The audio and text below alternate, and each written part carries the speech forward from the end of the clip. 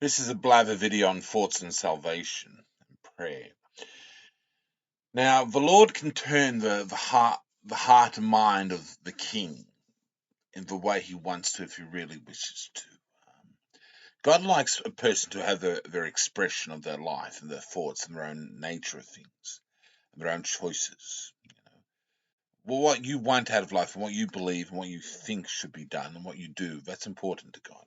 Your expression is important to God.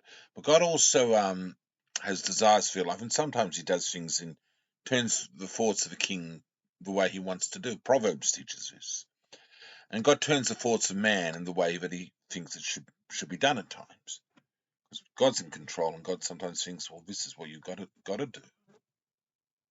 When a person is interceded for in prayer for salvation, once it becomes stronger and more legal, the ongoing prayer for a person, if you're praying in an ongoing manner, especially quoting scripture and using scripture for them, it becomes more and more legal gradually, with more being done to have that person receive salvation. It's a principle that if you concern yourself for someone's salvation, God's willing to do that as well. The more you concern and care for a person's soul and the way of life being preserved, God also commits. God's upset and disappointed that people don't really give much of a damn. But if you as humans start to give a damn, He's willing to. He's willing to yeah, well, finally, is basically what God's saying. If you give a damn, okay, I will take an interest.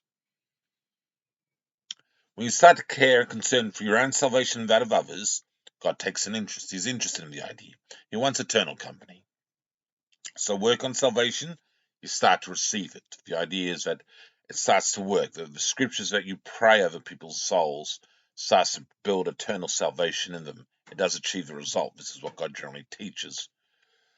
Now, he's very much saying, look, it's not really good enough if the heart isn't in it. But He will turn the heart if you care enough, by the looks of it. That's potentially the case. We'll see how it goes.